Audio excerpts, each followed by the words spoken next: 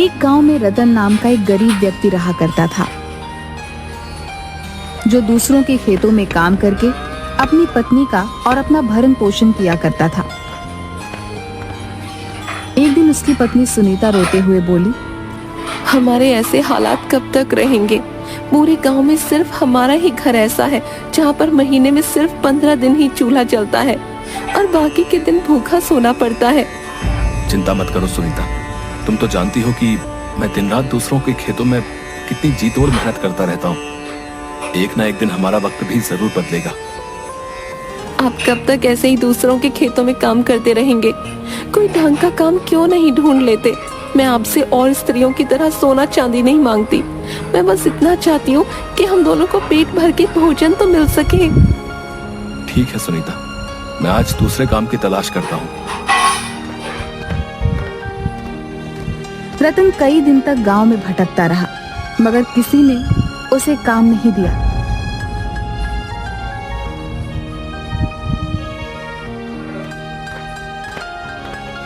थक हार कर रतन गांव के मुखिया के पास पहुंच गया।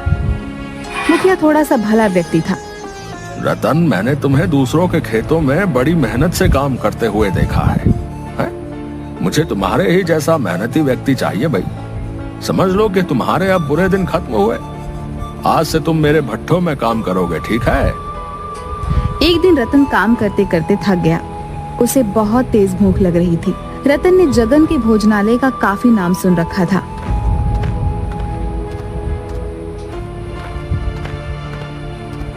रतन जगन के ढाबे पर पहुंच गया। भैया, जल्दी से गर्मा गर्म अरहर की दाल देसी घी की रोटियों के साथ लगा दो और थोड़े से चावल भी लगा देना। बहुत जोरों की भूख लगी है भैया। अरे, दाल में तो बहुत अच्छी अच्छी खुशबू आ रही है और साथ में देसी घी की रोटियां भी हैं। आज तो खाकर मजा ही आ जाएगा। कुछ ही देर में रतन सारी प्लेट साफ कर गया और कालू से बोला, अब कितने पैसे हुए भैया? आपने अरहर की दाल, देसी घी की रोटियां और चावल खाए हैं। कुल मिलाकर आपके पैसे हुए 1000 रुपए। क्या क्या बकवास कर रहे हो तुम? बकवास नहीं कर रहा हूँ, खाने के पैसे मांग रहा हूँ। अरे ये ढाबा है या 5 स्टार होटल? इतना महंगा तो खाना शहर के रेस्टोरेंट में भी नहीं मिलता। मैं तो समझ रहा था कि इस ढाबे में खाना और ढाबे की तरह मिलता होगा। और वैसे भी दाल रोटी चावल की कीमत तो ज्यादा से ज्यादा 100 रुपए होगी। हर ढाबे पर तो यही रेट चल रहा है। तुम्हारा दिमाग तो ठीक है, हैं? जानते भी हो ये ढाबा किसी अरे गहरे का नहीं है, जगन भाई का है, जगन भाई का। अरे जगन भाई के ढाबे का खाना खाने तो विधायक से लेकर मंत्री तक आते रहते हैं। और जब तुम्हारी इस ढाबे में आने की औकात नहीं थी तो फिर यहाँ मुंह उठा कर क्यों चले आए? सीधी तरह से 1000 रुपए दे। लेकिन मेरे पास इतने पैसे नहीं है। 1000 रुपए तो मैं 10 दिन में भी नहीं कमा पाता, तो तुम्हें कहाँ से ला कर दूंगा? कालू अपने मालिक जगन को आवाज देते हुए बोला, जगन भाई, इस व्यक्ति ने पेट भर के भोजन किया है, लेकिन यह पैसे नहीं दे रहा। जगन क्रोधित होकर रतन के पास आकर बोला, क्यों रे? जब जेब में पैसे नहीं थे तो फिर खाने के लिए यहाँ क्यों आ गया? यहाँ मुफ्त में खाना नहीं मिलता, पैसों का मिलता है। चल पैसे निकाल। मुझे क्या पता था कि आपके ढाबे का खाना इतना महंगा मिलता है। मैं तो इस ढाबे को भी और ढाबों की तरह समझ रहा था।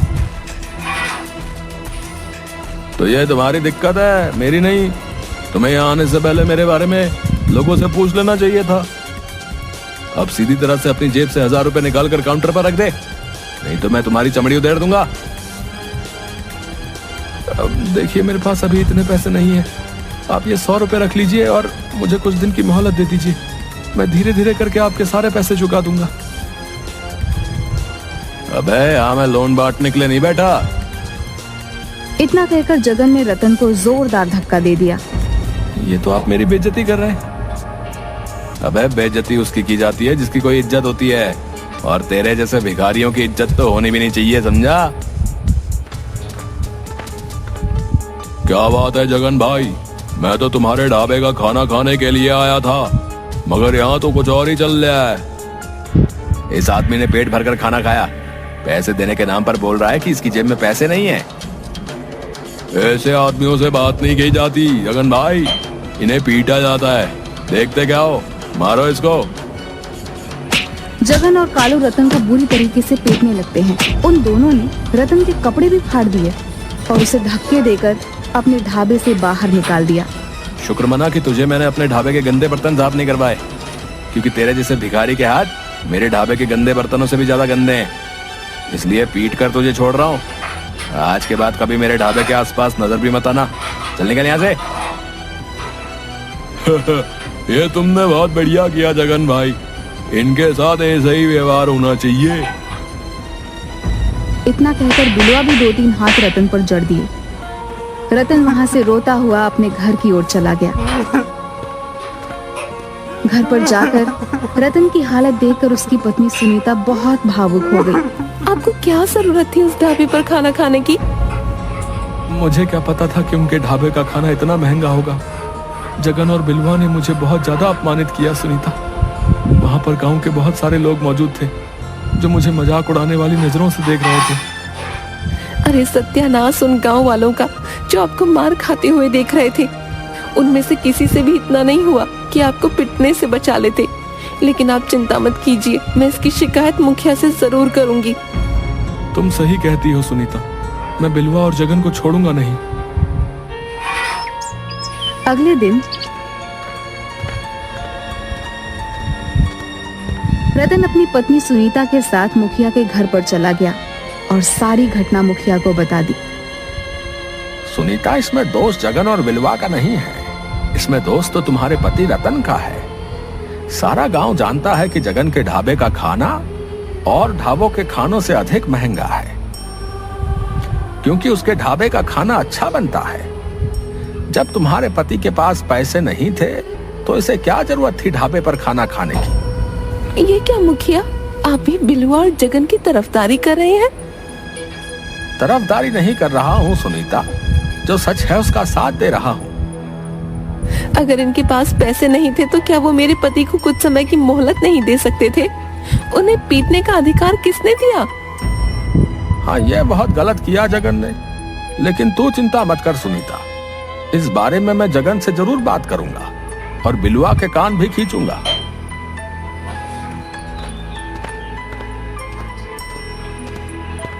मुझे नहीं लगता कि मुखिया कुछ करेगा। साफ साफ दिखाई दे रहा था सुनीता कि मुखिया बिलवा और जगन के पक्ष में बोल रहा था, लेकिन मैं अपने अपमान का बदला जरूर लूंगा सुनीता। मैं चुप नहीं बैठूंगा।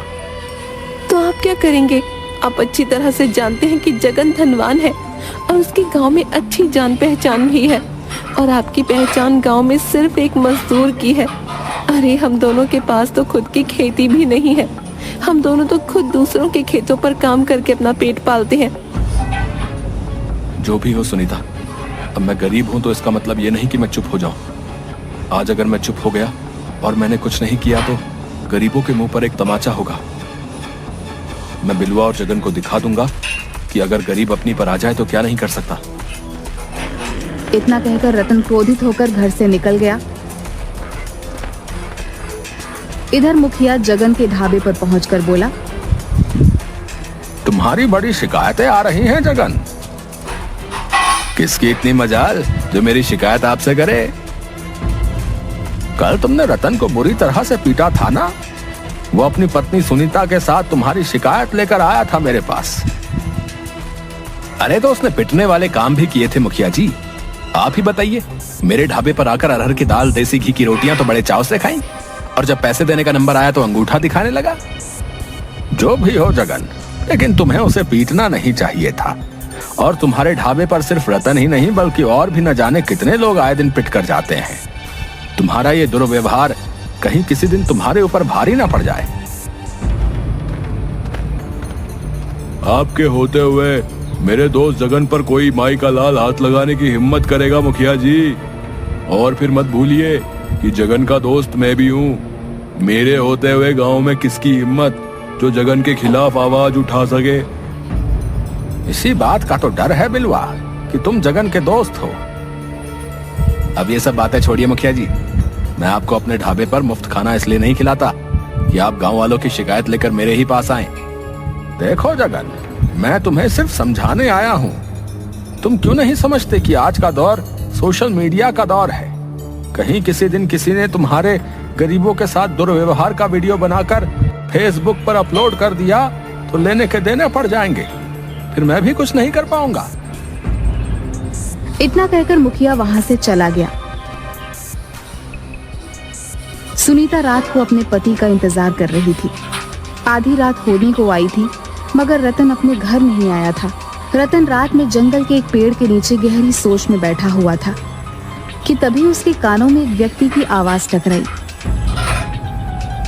काफी देर हो गई है तुम्हें यहाँ पर बैठे हुए। पिछले 6 घंटे से देख रहा हूँ कि तुम इसी पेड़ के नीचे गहरी सोच में बैठे हुए हो। कौन है आप और इतनी रात को इस जंगल में क्या कर रहे हैं? ये सवाल तो मुझे तुमसे करना चाहिए कि कौन हो तुम और इतनी रात में इस जंगल में क्या कर रहे हो? मैं आपकी बात का मतलब नहीं समझा। मतलब बाद में समझना। तुम्हारा चेहरा देखकर साफ साफ मालूम पड़ रहा है कि तुमने सुबह से कुछ नहीं खाया। तुम बहुत भूखे हो। इतना कहकर उस नौजवान ने एक थाली रतन के सामने रख दी। रतन ने देखा कि उस थाली में सब उसकी ही पसंद के व्यंजन रखे हुए थे। सोचो मत, खाना शुरू कर दो। रतन को सच में वाकई बहुत भूख लगी थी। रतन खाने ही वाला था कि तभी उसे कुछ याद आ गया। नहीं चाहिए भाई, मैं घर पर जाकर अपनी पत्नी के हाथ का बना हुआ ही खाना खाऊंगा। मुझे अच्छा खाना खाने का कोई अधिकार नहीं। ये कैसी बातें कर रहे हो तुम? मैं तुम्हारा ये खाना खाऊंगा, तुम मुझसे पैसे मांगोगे और वो मेरे पास तुम्हें देने के लिए नहीं है। नहीं भाई, मुझे तुमसे कोई पैसे नहीं चाहिए। तुम पहले आराम से खाना खाओ और फिर मुझे बताओ कि तुम किस गहरी सोच में डूबे हुए थे। हो सकता है कि मैं तुम्हारी कोई मदद कर सकूं।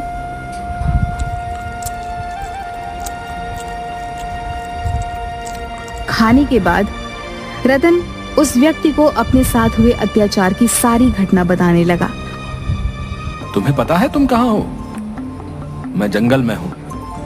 नहीं, तुम जंगल के अंदर उस भूतिया जंगल में हो जिसे भूतिया जंगल के नाम से बुलाया जाता है, जहाँ पर लोग दिन तक में आने से डरते हैं। भाई, उस व्यक्ति की बात सुनकर रतन के चेहरे पर डर झलकने लगा। अचानक उसे याद आया कि वह गुस्से में इतनी दूर पैदल चलता हुआ यहाँ तक आ गया था कि उसे अब याद भी नहीं रहा कि वह जंगल के अंदर भूतिया जंगल में पहुंच चुका था। डरो मत, हम कोई भूत प्रेत पिशाच नहीं है। हम साधुओं की संतान हैं। इस जंगल में सिर्फ साधु और उनके परिवार ही रहते हैं। हम लोग बाहर की दुनिया से ज्यादा ताल्लुक नहीं रखते, क्योंकि हमारा सारा ध्यान ईश्वर की तरफ ही होता है। तुम्हारी बात सुनकर मुझे बहुत बुरा लगा। तुम बताओ, तुम क्या चाहते हो? मैं एक ऐसा ढाबा खोलना चाहता हूँ जहाँ पर हर गरीब सिर्फ 10 रुपए देकर अपना मनपसंद भोजन कर सके और उसके साथ अपमानजनक व्यवहार ना किया जाए। तुम्हारे इरादे के बारे में जानकर मुझे बहुत अच्छा लगा, वरना इस जंगल में इससे पहले भी कई लोग आए और अपने लालचीपने का सबूत देकर मारे गए, लेकिन तुम पहले व्यक्ति हो जिसे गरीब की भूख की चिंता है। इतना कहकर उस व्यक्ति ने अपना हाथ जैसे ही घुमाया, उसके हाथ में एक बड़ी सी थाली आ गई। उसने वो थाली रतन को पकड़ा दी। ये जादुई थाली है, याद रखना। इस बारे में सिर्फ तुम अपनी पत्नी को बता सकते हो और किसी को नहीं। इस थाली के सामने खड़े होकर तुम जिस भोजन का नाम लोगे, वो भोजन स्वयं अपने आप इस थाली में आ जाएगा। मगर याद रखना, जिस दिन तुमने 10 रुपए से ज्यादा ग्राहकों से वसूले, उस दिन इस थाली का जादू समाप्त हो जाएगा। रतन रात के समय बड़ी सी थाली लेकर अपने घर आ गया।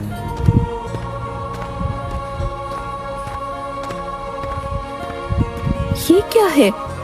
रतन ने सारी घटना सुनीता को बता दी। मैं तो अब तक यही समझती थी कि उस जंगल में भूत प्रेत रहते हैं।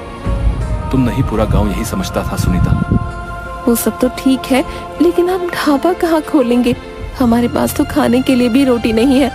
जो थाली तुम लेकर आए हो, उस थाली में सिर्फ भोजन ही मिलेगा, पैसे तो नहीं मिलेंगे ना। फिर हम ढाबा अपने ही घर पर खोलेंगे सुनीता। इस तरह से इस थाली का रहस्य सिर्फ हम दोनों तक ही सीमित रहेगा। अगले दिन रतन ने अपने घर को एक ढाबे में परिवर्तित कर दिया और जिस कमरे में वो लोग सोते थे, उस कमरे में बड़ी सी थाली रख दी। रतन ने उस थाली के सामने खड़े होकर तरह तरह के व्यंजन के नाम लेने शुरू कर दिए। कुछ ही समय में पूरा थाली व्यंजनों से भर गया। सुनीता ढाबे पर वह सारे व्यंजन लेकर बैठ गई। कुछ ही देर में वहाँ पर एक गरीब व्यक्ति दौड़ता हुआ आया। यहाँ तो बहुत अच्छी खुशबू आ रही है। यहाँ पर ढाबा कब खुला भाई? आज ही खुला है, और आप पहले ग्राहक हो। आपके ढाबे में खाने में क्या क्या मिलेगा? हमारे ढाबे में हर तरह के व्यंजन बनेंगे, आपको जो भी व्यंजन पसंद हो। ठीक है भैया, तो मुझे एक प्लेट दाल मखनी और मक्खन के साथ लगी हुई रोटियां लगा दीजिए। रतन ने वह व्यंजन उस व्यक्ति के सामने रख दिया। दाल मखनी खाकर वह व्यक्ति बहुत खुश हो गया। भाई वाह, मजा आ गया। दाल मखनी तो बहुत से ढाबों पर खाई, लेकिन इस ढाबे की तो बात ही कुछ अलग है। कितने पैसे हुए? 10 रुपए। क्या, सिर्फ 10 रुपए? हाँ, सिर्फ 10 रुपए। और तुम्हें और तुम्हारे परिवार का जब भी खाने का मन करे चले आना। यहाँ पर 10 रुपए में आपका मनपसंद व्यंजन भोजन पेट भरकर एक थाली के रूप में मिलेगा। और हो सके तो अपने उन गरीब भाइयों को भी यहाँ पर लेकर आना जिन्हें अच्छा भोजन नहीं मिल पाता। रतन की बात सुनकर वह व्यक्ति खुश होता हुआ वहां से चला गया और उसने सारे गांव में रतन के ढाबे का ढिंढोरा पीट दिया। कुछ ही दिनों में रतन के ढाबे पर गांव वालों की भीड़ लगने लगी। रतन के ढाबे पर अब गरीब ही नहीं बल्कि अब गांव का हर व्यक्ति जाकर भोजन करने लगा। रतन किसी को भी मना नहीं करता था। यह बात बिलवा और जगन को बिल्कुल भी पसंद नहीं आई। इस रतन का कुछ ना कुछ करना पड़ेगा, वरना हमारे ढाबे में तो ताले लग जाएंगे। चिंता मत करो बिलवा, मैं आज ही पता लगाने का प्रयास करता हूँ कि रतन इतना धन लाया कहाँ से। उस दिन के बाद से जगन रतन पर नजर रखने लगा, मगर काफी नजर रखने के बाद भी वह कुछ भी नहीं पता लगा पाया। 15 दिन से उसके पीछे हूँ बिलवा, लेकिन कुछ भी पता नहीं चला। चिंता मत कर, अब ये रतन खुद हमें बताएगा। एक दिन रतन किसी काम से जा रहा था कि बिलवा और जगन ने उसे पकड़ लिया। तो तू हमारा ढाबा बंद करवाएगा? जो थाली हम 700 की बेचते हैं तू सिर्फ 10 रुपए में बेचेगा, है बे? बिलवा भैया सही बोल रहे हैं। रतन सीधी तरह से बता दे कि तेरे पास इतना धन कहां से आया। मुझे छोड़ दो, नहीं तो मैं तुम दोनों की शिकायत पुलिस वालों से करूंगा। ये ऐसे नहीं मानेगा, मार मार कर इसकी चमड़ी उधेड़ दो। बिलवा और जगन रतन को बुरी तरीके से पीटने लगे। रतन उन दोनों से शारीरिक रूप से कमजोर था। रतन ने दर्द से कराहते हुए सारी घटना बिलवा और जगन को बता दी। चलो हमें भी उस जादुई थाली के पास ले चल। ये तो बिल्कुल बेवकूफ है जगन। अगर इसके पास जादू की थाली है तो हम दोनों उस जादुई थाली से इतना धन मांगेंगे कि अपने 5 स्टार होटल इस गांव में खोल सकें। रतन बिलवा और जगन को लेकर उसी कमरे में पहुंच गया। बिलवा और जगन उस जादुई थाली से तरह तरह के आभूषण और पैसे मांगने लगे, मगर उस जादुई थाली में कोई भी हलचल नहीं हुई। बिलवा भाई, लगता है ये थाली केवल भोजन ही देती है। तो फिर देसी घी की पूड़ियां मांग कर देखो। तभी वहाँ पर सुनीता आ गई। बिलवा और जगन रतन को धमकी देकर वहाँ से चले गए। रतन ने हमें बेवकूफ बनाया जगन।